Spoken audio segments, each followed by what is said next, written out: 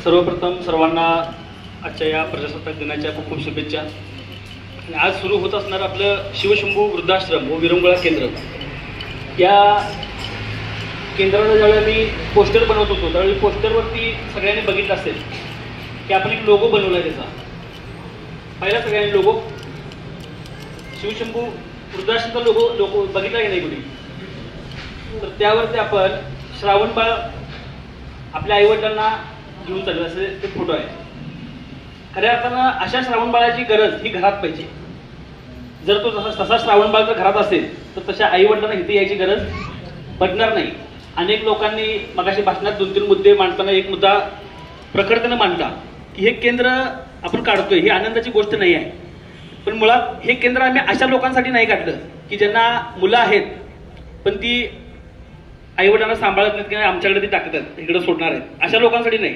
खरोखर पहिला आमचा उद्देश असा आहे की ज्यांना खरोखर आधार नाही, कोणच नाही त्यांच्या मागे पुढे, अशा लोकांना सांभाळण्यासाठी हे पहिलं केंद्र काढले। त्यानंतर दुसरी प्रायोरिटी आमची त्या लोकांना आहे की ज्यांच्या घरी असे प्रॉब्लेम आहेत। खऱ्या अर्थानं आज आई वडिलांना आश्रमामध्ये ठेवणं ही जी काय भावना आहे ही खरं तर भारत देशामध्ये नसायला पाहिजे, पण तरी सुद्धा आहे। कारण आज पिढी बदलत चाललेली आहे, लोकांचं जे काय वैचारिक लेवल आहे ही फक्त पैसे कमवण्यासाठी काहीही करणं आणि त्यामध्ये घरच्या लोकांकडे लक्ष नसतं, ह्यामध्ये दोन्हीही लोक चुकीची असू शकतात। असं नाही की फक्त मुलगाच चुकीचा आहे, कधी कधी आई वडील सुद्धा चुकीचे असू शकतात। कारण लहान मुलगा जन्मल्यापासूनच त्यांना असं वाटतं की हे आमचं ATM मशीन आहे आणि त्याला कळण्याआधीच त्याला लहान ते मुलांच्या ह्याच्यात शाळेत टाकायचं, इंग्लिश मीडियममध्ये टाकायचं, त्यानंतर शिक्षण बाहेरच, सगळीकडे त्याला बाहेरच, म्हणजे घरचा सहवासच नाही। म्हणजे नावालाच फक्त त्या नेमप्लेटवर किंवा त्या फॉर्ममध्ये भरताना फक्त आई वडील आहेत आणि त्या आई वडिलांनी अपेक्षा सुद्धा त्या मुलाकडे ठेवू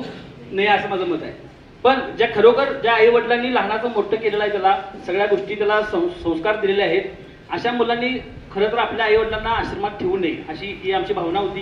पण समाजामध्ये अनेक कॉल येतात, अनेक लोकांचं आता ऍडमिशन पण होईल आणि दुर्दैवाची गोष्ट अशी आहे की व्यसनमुक्तीबद्दल ज्या लोकांनी माझी चर्चा केली किंवा आता पण माझ्याकडे आता कॉल आले तिची ऍडमिट होणार आहेत, व्यसनी एकही व्यक्ती नव्हता ज्याचे आई वडील इथं ऍडमिट होणार आहे।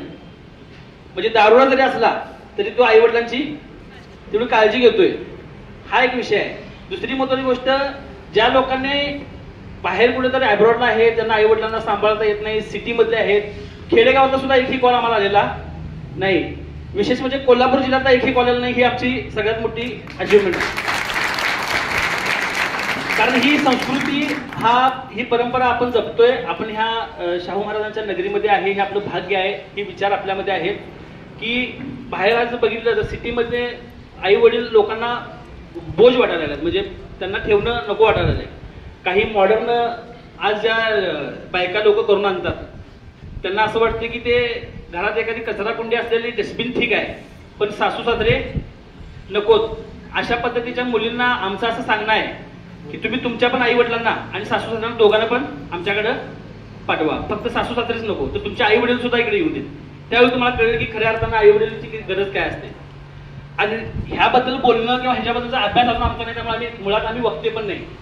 पण तरी पण एक सांगतो की मी ज्यावेळी जन्मलो त्या आतापर्यंत मी जर डोळे बंद केले तर माझं दुर्दैव असं आहे की मी माझ्या आईला बघू शकत नाही।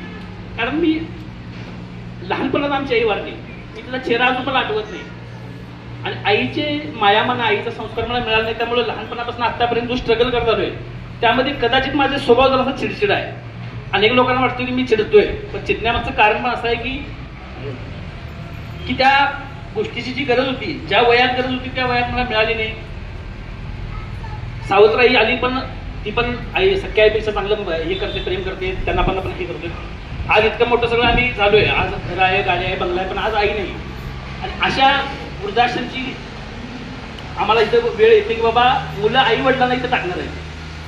आम्ही असं म्हणतो की आमची आज आई पाहिजे होती आणि ज्या लोकांचं सगळं काय आहे, आई वडील आहेत, ती लोक इथं टाकणार आहेत, हिचं दुःख आहे। आणि एक भाग्य असं आहे की चला ठीक आहे, मला माझ्या आईची सेवा करता आली नाही, पण इथे येणाऱ्या प्रत्येक व्यक्तीची मी आई म्हणून सेवा करेन।